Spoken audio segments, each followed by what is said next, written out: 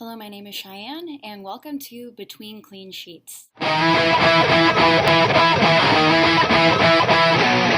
Welcome back, friends. This week I'm at my parents' house in coastal Georgia, a place home to golfer Davis Love III, Cardinals pitcher Adam Wainwright, and U.S. Women's National Team newcomer Morgan Brian. I also have a cold and am persevering to bring to you episode 2 of Between Clean Sheets. Get it? I'm between clean sheets. I mentioned briefly in my introductory video that DC United has an offense problem. Our best forward, Fabian Espindola, had a 6-game suspension at the beginning of the season, a disappointing start after being named as one of only 4 MLS players to have more than 9 goals each season from 2011 to 2014. Arrieta was a surprise trade from Orlando in January, and looked to fill that Espindola-sized void, but he didn't start a single game after August, and didn't clock a minute of play after September. Pontius missed 10 games in June and July after suffering from a calf injury for what seemed like another sensational attempt at proving that his legs are the most injury-prone of them all. And in July, we traded Luis Silva for 33-year-old Costa Rica national Alvaro Saborio from Real Salt Lake. To that point, he had recorded 63 goals in 127 matches, but in the 10 appearances he made for us, he had more offsides called on him than actual shots on goal. In their most successful stretch this year, United was considered to have a no-frill style of offensive play, a claim substantiated by Chris Rolfe topping the list for most goals scored, his career high, actually. 10.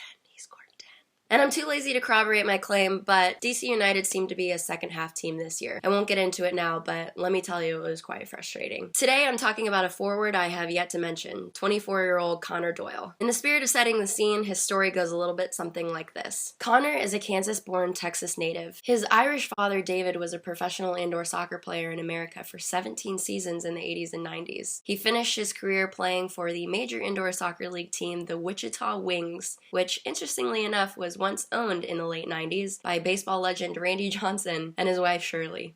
What a world. As a youth, Doyle played for both the Irish and U.S. under-20 team, the U.S. Olympic team, and for the Dallas Texans, a team whose greatest alum includes Clint Dempsey, Lee Wynn, and fellow DC United teammate Jared Jeffrey. Doyle accepted a scholarship in 2010 to play for Creighton University in Omaha. He dominated the pitch in the spring exhibitions, but in the summer he signed a contract with Derby County FC in England and moved abroad before the fall season started. In his 3 seasons with Derby County, he only had 23 caps, in large part due to ankle and hamstring injuries and also a bout of appendicitis. So, in the summer of 2013, he was loaned to the MLS through Christmas in hopes of getting more playing time. That August, he scored the game-winning goal against Montreal. Riley, great for ball. Connor Doyle, it's in the net! What a goal! It's in the net! And 2 weeks later, he scored again. Luis Silva, looking to provide the right kind of heat. Connor Doyle, it's in the net!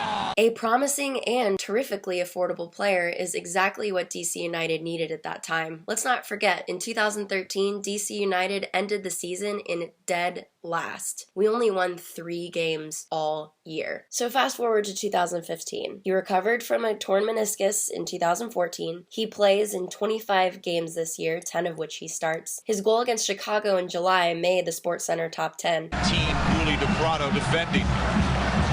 Doyle knocks it into the area. Boswell denied.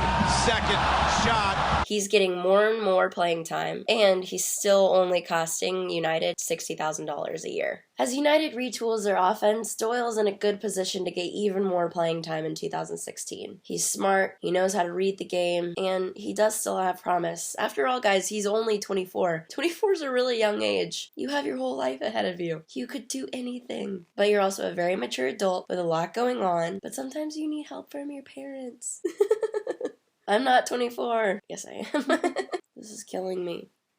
But to me, there's a mixture of his youth and place in Olsen's formation this year that have largely kept him in the background of each play. And for a player like Doyle, it's difficult to be subbed on when your team isn't connecting offensively and be expected to turn things around. The real question is, would I draft him on my fantasy team? And the answer is probably not. Unlike fellow Derby FC alum Benny Feilhaber, who was the pride and joy of my fantasy team this year. Connor has a lot of growing to do. For a forward, Doyle finds himself farther back on the field than I'd like. Take another look at the goal he scored against Chicago. Look how far back he is. Keep in mind, the goal was scored after a first shot by defender Bobby Boswell. Defender Bobby Boswell, everybody! And in his 2013 goal against Montreal, you can see him sprinting into the play after it's already unfolded. That's Connor Doyle, though, and I think it's about time he steps into the spotlight.